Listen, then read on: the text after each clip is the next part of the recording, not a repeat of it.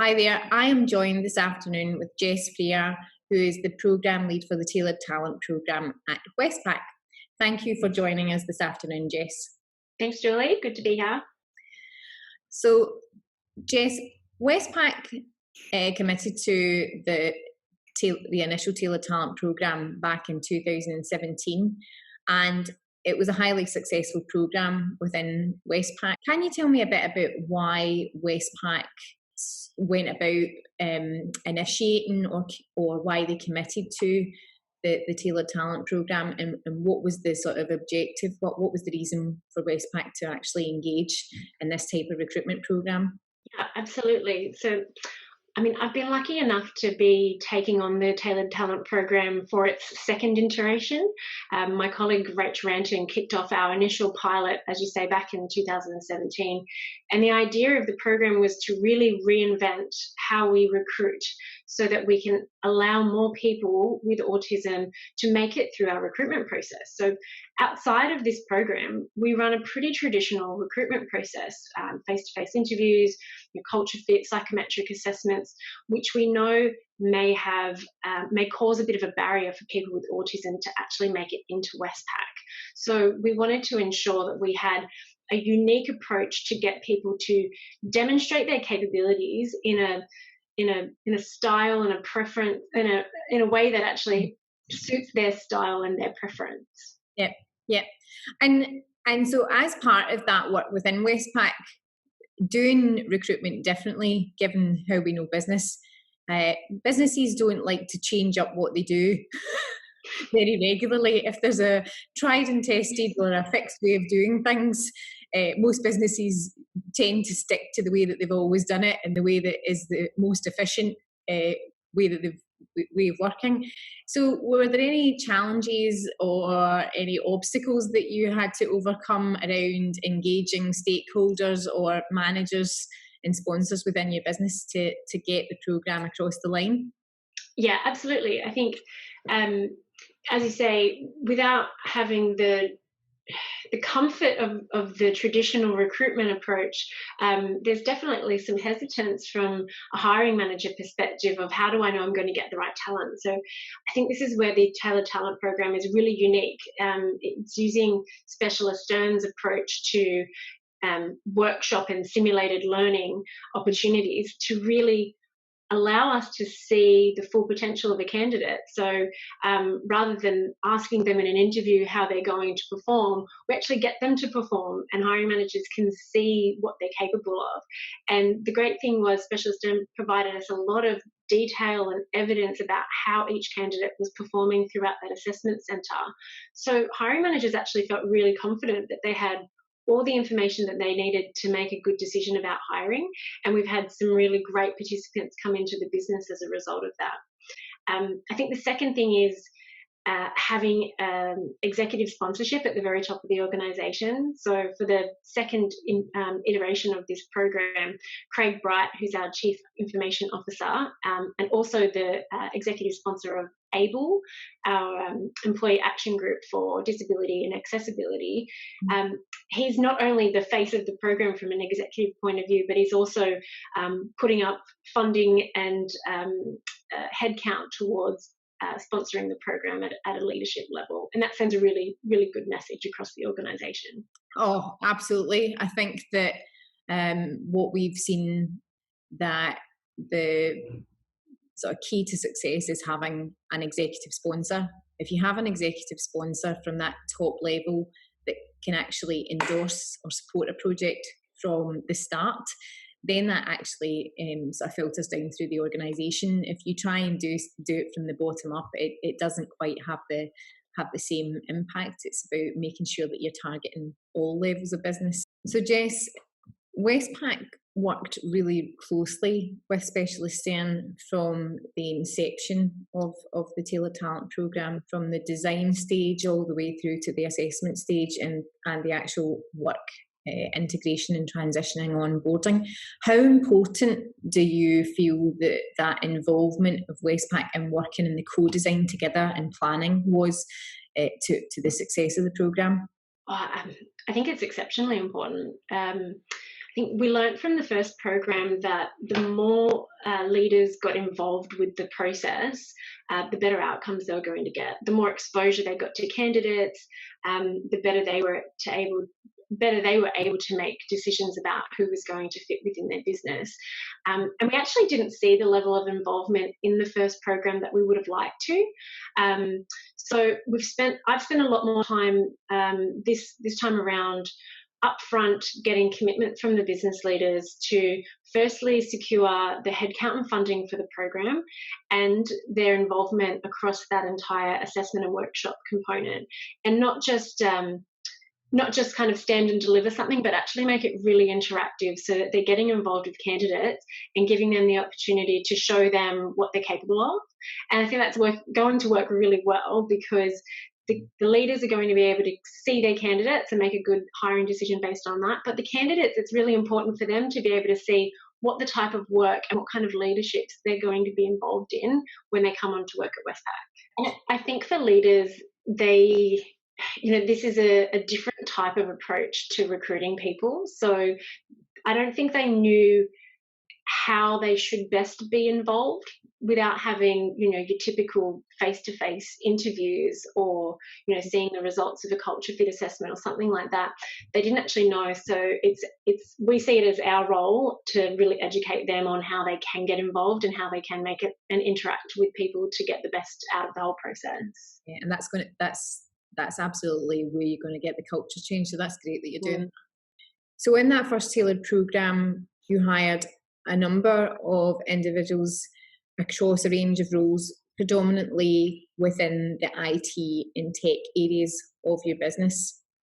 Can you tell me a bit about how Westpac identified the types of roles that they wanted to focus on and secure? Yeah. Firstly, I think it's important to not make assumptions about where people may or may not be interested in working with.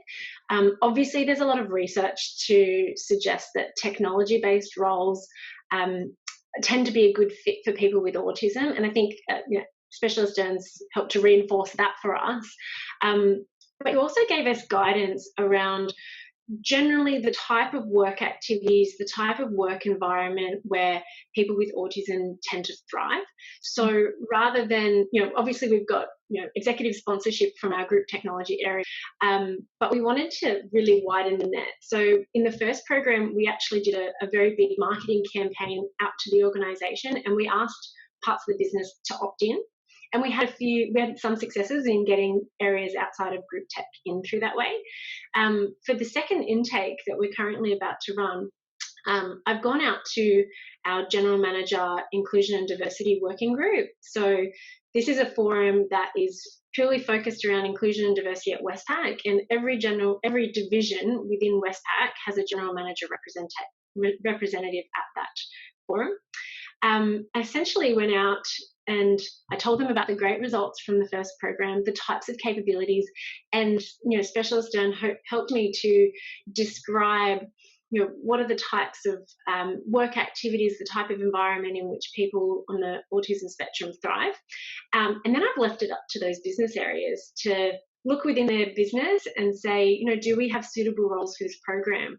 And as a result, we've actually seen well beyond IT involved in the program for this second round. We've got our risk and compliance areas, our finance, procurement, and even our institutional bank involved now. So a much wider spectrum of business areas that are really getting involved. And that's so good to hear, because like you said at the start, that there is obviously a real tendency to date to I suppose pigeonhole autistic and neurodiverse individuals into IT and tech-based roles, but like anyone, not everyone wants to work in IT. I mean, don't get me wrong, in our current society and in this day and age, it's important to hire people, or it's good to hire people that have got really good technical abilities and understand how to navigate technology. But people have interests outside of tech, so having the opportunity to engage in institutional banking, in finance, in compliance, in legal, in any sort of different area across businesses, including we're seeing more and more now creatives and graphics and writing. Yep. It's really good to see that businesses are starting to identify and see where different types of characteristics and skill sets of individuals with autism could really, really be valuable across their workforce. I'm very excited about version 2 of Tailored Talent to see what we are too. The initial Tailored Talent programme model was based on a 12-month internship style approach. How valuable do you think setting up the Tailored Talent programme under that model was to the programme, and whether or not that would be something that you think is the way to go with the future model? So I think it was important, probably an important design element for the first program. It created a bit of a safety net for both the business and the candidates to road test what the model should be. It gave the business an opportunity to see candidates over a pretty substantial period to get them to perform and role, and also gave the candidates the opportunity to assess if they actually like the work and the work environment. I think it's a testament to the program that 7 of the 8 participants from that program are still working at Westpac today, and they're performing really well.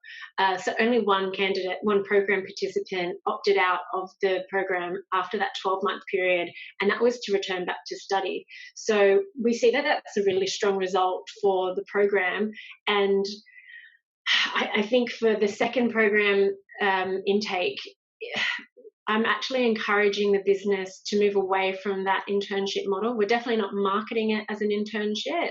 I'm encouraging the business to think about this as a longer term play for hiring people rather than an internship, because I think the results are clear. The first program proved that. Yeah, but like you said, I think for proof of concept testing, maybe a model of an internship program or a pilot internship for a first test run is actually a really valuable way to sort of set about testing the value and the outputs and the impact of the types of candidates and the types of employees that you can secure through a program like this. Yeah, absolutely. Jess, my next question, going back to the initial Tailored Talent program then, is what were some of the key skills and have been some of the contributions that you've seen from the employees that have been employed into Westpac to date through Tailored Talent? Many of the capabilities the Tailored Talent participants brought into our business are actually skills that are pretty in high demand for us at the moment. So they're things like analytical thinking, problem solving, curiosity, resilience and perseverance, attention to detail, pattern recognition. The list kind of goes on, particularly around things like aptitude for self-directed learning, and then obviously some of the highly refined technical skills in things like programming and digital softwares. We've seen some really amazing contributions from the participants in the business. So I can give you a couple of examples. Yeah, one of the participants in our group technology area, he has a meticulous understanding of how one of our vendor softwares works in the bank's environment, more so than what you would generally see in his role, and to the point that he's able to predict if a live product launch is going to work in the bank's environment, even before the vendor's able to predict if it's going to work. So he can already see bugs in the system that we're going to have system outages to fix before the vendor's able to. So we're actually able to get ahead of those bugs and fix them before the product goes live in our system, which saves us a huge amount of time and system outages on a global scale across our business. So really, really important and great work for him. Wow, that's quite an asset to have someone that's able to predict and read a major part of your system. Absolutely. And the knowledge is there across the team, but no one has had that level of detail and that perseverance to really understand something to that level. which is where we see people in this program really set apart from some of our other employees. One of our other program participants is working on one of our customer platforms, and he was charged with running some analysis across the platform, but he's done it to such a rigorous level that now that team is able to visualize and quantify the entire customer experience, and they're able to use that data to make improvements to that system at a level that they never able to before, which is really great to see. So now the leader within that space has integrated this analytics dashboard as one of their regular reporting mechanisms that goes all the way through the team, and everybody uses it, and they've never had access to that data before. Well, with examples like that, Jess, it's not surprising then that you got the level of endorsement and support from the hiring teams and from the different areas of the business for the second phase of Tailored Talent. So that's amazing to hear. I'm so glad that the Tailored programme provided the opportunity to have Westpac engage those very talented individuals. That leads me to my next question. So from your experience of the first Westpac Tailored Talent programme and thinking about integrating into a work environment, can you tell me if there was any types of workplace adjustments, or what some of the reasonable workplace adjustments or accommodations were that were made for the new employees who started in Westpac? Yeah, I think the great thing about working at Westpac is we already have a really great approach to flexibility and individual adjustments that need to be made. So we didn't actually have to give our participants special treatment. I wasn't actually involved in inducting the 2018 program participants, but anecdotally I know that the types of flexibility or adjustments that they put in place when they started work, or maybe later on, is not very dissimilar to what any existing Westpac employee already uses. It's things like part-time working arrangements, working from home to avoid some of those busy days in the office, changing kind of starting and finishing times to avoid some of those peak transport chaotic hours as well. It's working from home. It's most of our buildings are agile, so we don't necessarily have fixed desks. So I know some of the participants have been able to get fixed desks in areas that aren't right next to walkways or kitchens, etc. So I think it's been really important that we have that existing flexible culture to allow people to come in and not feel like they're outed or need special treatment. Our policy is essentially people leaders are encouraged to say yes when employees request any type of flexibility or adjustment, regardless of why they need them. And I think that helps make it a win-win for everybody. It's actually made the transition for the current situation around COVID a lot easier, because there's a lot of comfort both from an employee and a leadership level on managing people who are working in a very flexible way. So it's actually made life is easier. It's not a huge adjustment for us. So Jess, we've spoken about the candidates and the actual programme itself, but can you tell me a bit more about what the type of support and capability training and coaching there was available to hiring managers and colleagues and supervisors across Westpac who were involved in the programme?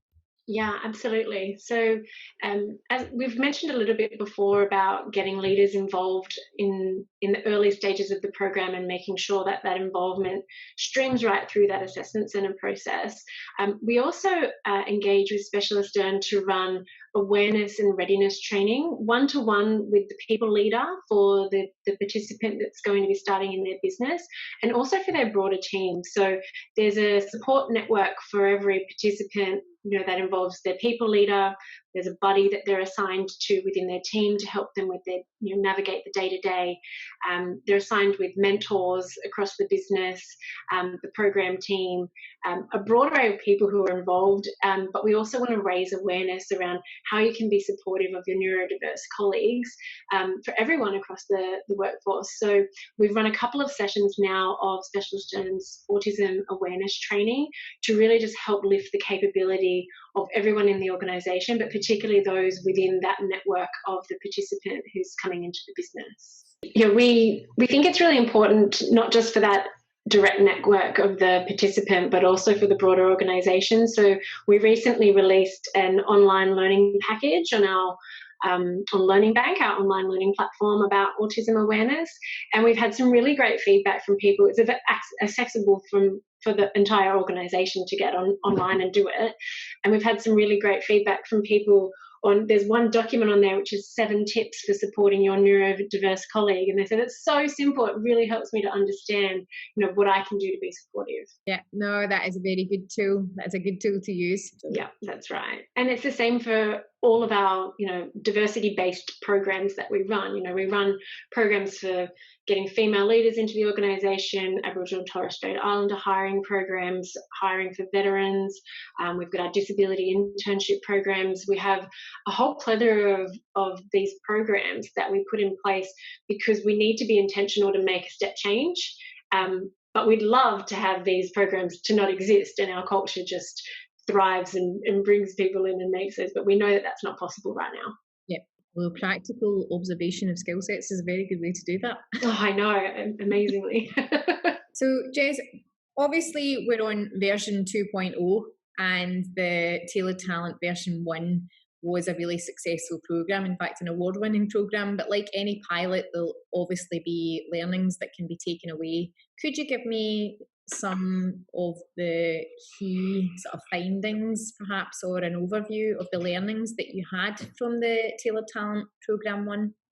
Yeah, absolutely. There's definitely a few key learnings that came out of our review and things we're already starting to implement. So step 1 was ensuring that we engage leaders really early in the process and make them put their money where their mouth is so that they commit to getting involved throughout the whole process. So that's something we're ticking off at the moment.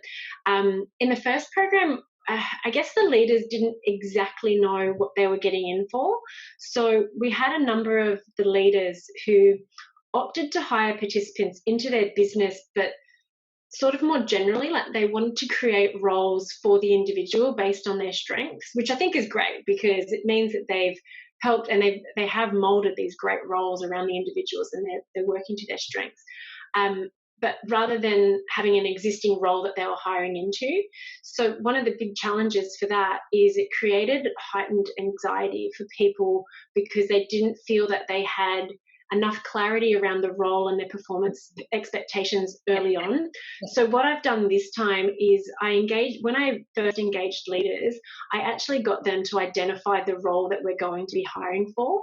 And the Specialisterne team has already come in and conducted some analysis and assessment on that role to ensure that it's suitable for the program, but it's giving us a really good sense for what we need to hire for. So I think we'll be able to hire or source candidates that are a really good fit for those roles. But it's also going to help the candidates when they do start in that role, they've got really strong understanding of what they'll need to do and got some stability and ideas of how they're going to perform and what they need to do and what expectations they need when they get into the role. So I think that was really important. The other thing I'll mention, something we should have thought of but didn't at the time, is our business is changing so rapidly all the time, and that means that reporting lines change often as well. So we're looking at ways now for how we can empower the individual, knowing that they're probably going to go through multiple team changes throughout the life of their career. We want to empower the individual for how they have the conversation with their new people leader, their new team, on what exactly they need and how they should be interacting with them. Yeah, and that's actually a really good point. And a lot of businesses have fast moving or fast churn or changes to to the workplace staffing arrangements. So that makes a lot of sense to set up a system that can support individuals to have that confidence to work with a range of peers. But I think, as you mentioned earlier on, one of the keys to being successful in that is if you have adopted an organisational culture of knowledge where everyone across the organisation, even if they're not involved in a programme at a point in time, have a base level knowledge and an understanding of neurodiversity and neurodiversity inclusive practices, then that makes that transition or that step not such a difficult thing to do because it's already woven into your organisation's culture. Absolutely. I think that's it. Our intention is to really build out the cultural elements of it. And that goes everything from, what policies we put in place to how we train our people leaders to how we put it into practice and how we role model and just create that culture across the organisation that makes everyone feel included no matter what their background. That Westpac recently were awarded an award through Aspects Achievement and Advancement category. I mean, the program has seen some really great outcomes. I've talked to some of those before. For the business, really strong work outcomes and capabilities of those participants. For the participants themselves, they've all told us that the program's had a positive impact on their lives. So a greater sense of financial security, positive impacts on their well-being, even more confidence in how they're communicating with others and overall feeling valued as an individual. So I think that's a real positive sign for us and I think is really notable. But we're still only on quite a small scale. So I think what's actually notable about the program is it's an impetus to really help shift the dial. So it's highlighting to other organisations that, hey, there's great talent in the neurodiverse pools, and you need to think differently if you want to capture it within your own organisation. So the more we see other organisations following suit, I think will really help us advance the entire community when we think about people with autism.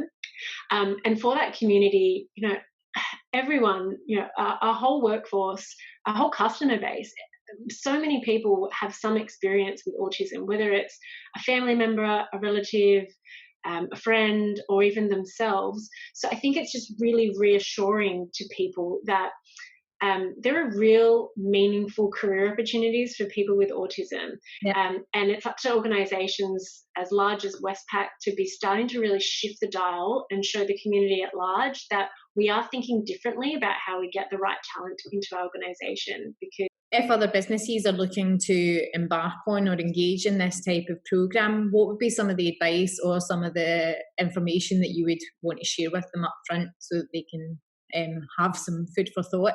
My number one piece of advice would simply be to challenge your recruitment process. It's where it all starts. The biggest barrier for people with autism to getting into employment is that recruitment process. So we really need to change the approach that we're taking to allow opportunities for them. It doesn't have to be a big bang program approach. I think organisations can engage with companies like Specialisterne to get access to that talent and then challenge their recruitment process to think about how they can take a different approach to get this talent into their organisation. And start small. That's it.